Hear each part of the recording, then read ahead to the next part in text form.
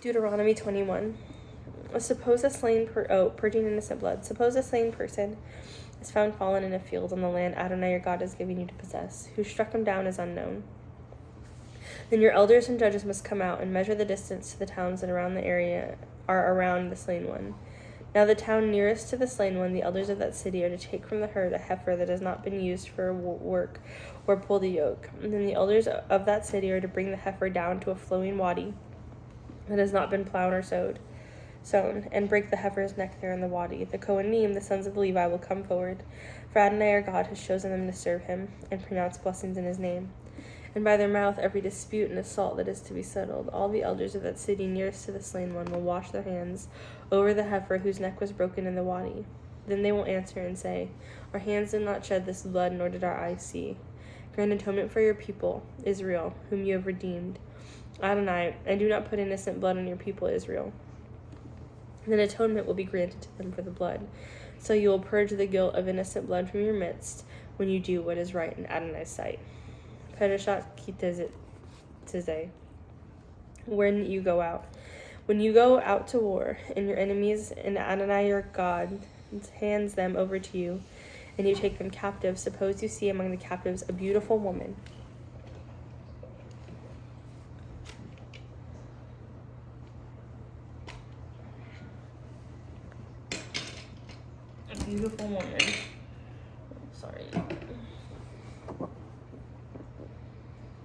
And you desire her for yourself, and to take her as a wife for yourself.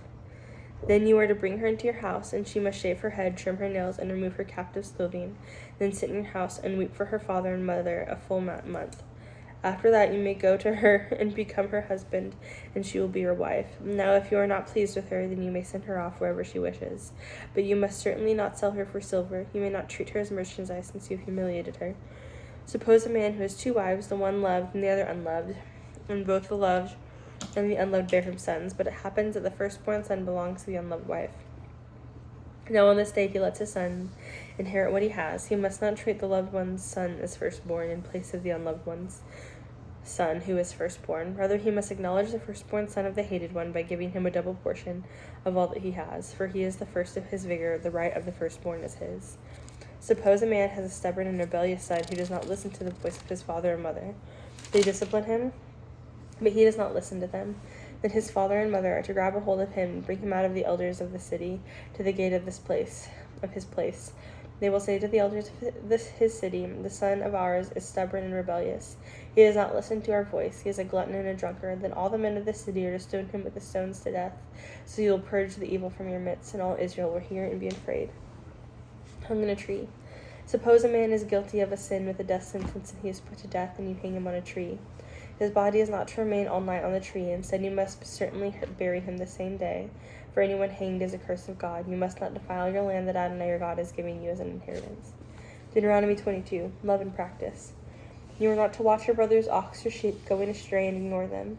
You must certainly bring them back to your brother. If your brother is not near you, or if you do not know him, then you should bring it into your house, and it will remain with you until your brother comes searching for it, and you return it to him.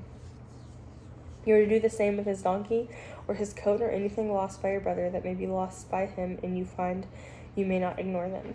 You must not watch your brother's donkey or ox fall down on the road and ignore it. You must certainly help him lift it up again. A man's apparel is not to be on a woman, nor is a man to wear a woman's clothing, for whoever does these things is detestable to Adonai your God.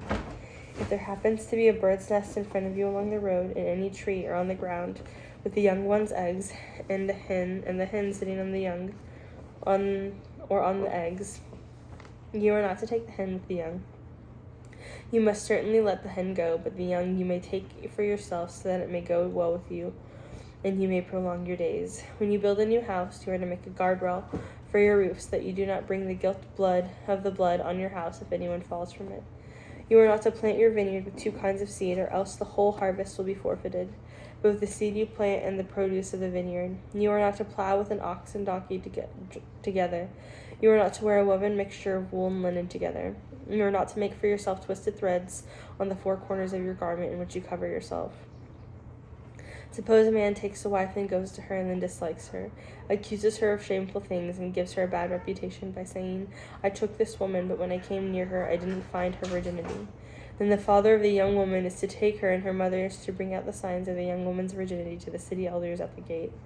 The young lady's father is to tell the elders, I gave my daughter to this man as a wife, but he hates her. Indeed, he has accused her of shameful things, saying, I didn't find your daughter's virginity.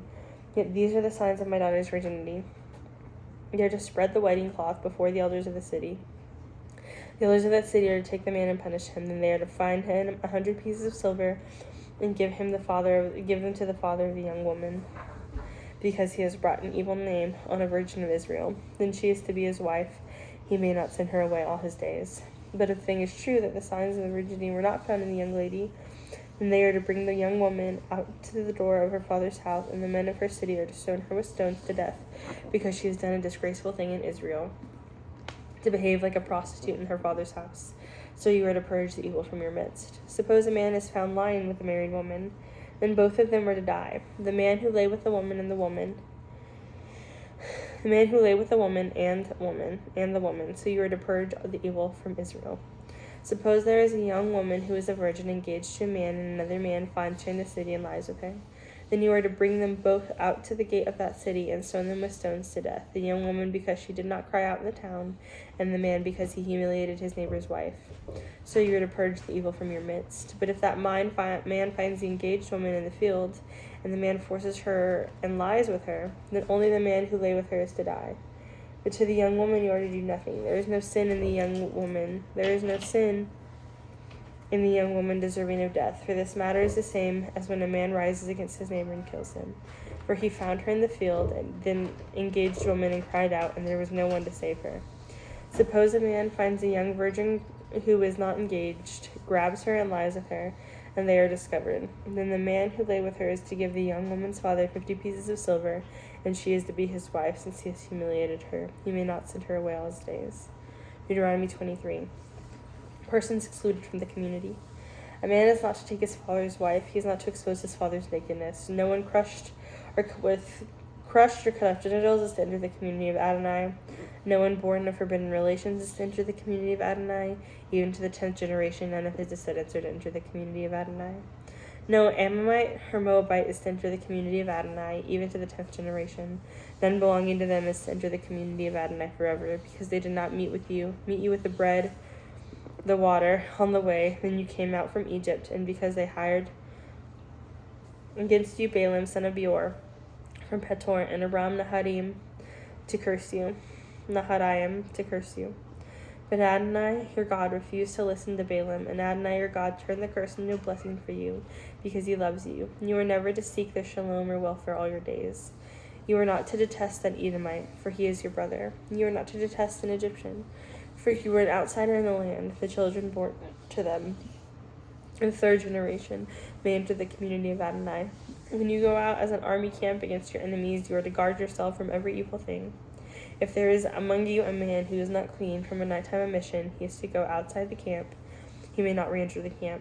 Now toward evening he is to bathe in water, and when the sun sets he may re-enter the camp. There is to be a place at hand for you outside the camp, and you are to go there outside. You are to have a shovel for yourself among your weapons. Now when you sit down outside, you are to dig with it and turn and cover up what comes out of you. For Adonai your God walks in the midst of your camp to rescue you and to give your enemies over to you. Therefore your camp must be holy, so that he does not see anything indecent among you and turn away from you. Slavery and cult prostitutes. You are not to hand over to his master a slave who seeks refuge with you from his master. Let him dwell with you in the midst in that place he chooses within one of your town gates, the one that is good for him. You are not to mistreat him. None of the daughters of Israel is to be a cult prostitute, nor any of the sons of Israel a cult prostitute. And you are not to bring the fee of a prostitute or the wages of a dog into the house of Adonai your God, for any vow, for both of these are detestable to Adonai your God. Usury, vows. You are not to charge excessive interest to your brother on money, food, or anything that may be loaned for interest. To a foreigner you may charge interest, but to your brother you are not to charge interest, so that Adonai your God may bless you in every undertaking of your hand and on the land that you are going to possess. When you make a vow to Adonai your God, you are not to delay to make good on it, for Adonai your God will certainly require it of you, and you would have sin on you. But if you refrain from making a vow, you would not have sin on you. Whatever comes out of your lips you are to take care to do, since you will have vowed to Adonai your God a freewill offering that you have promised with your mouth. When you come into your neighbor's vineyard, you may eat your fill of grapes, but you are not to put any in your basket. When you come into your neighbor's standing grain, you may pluck the ears with your hand, but you are not to swing a sickle in your neighbor's standing grain.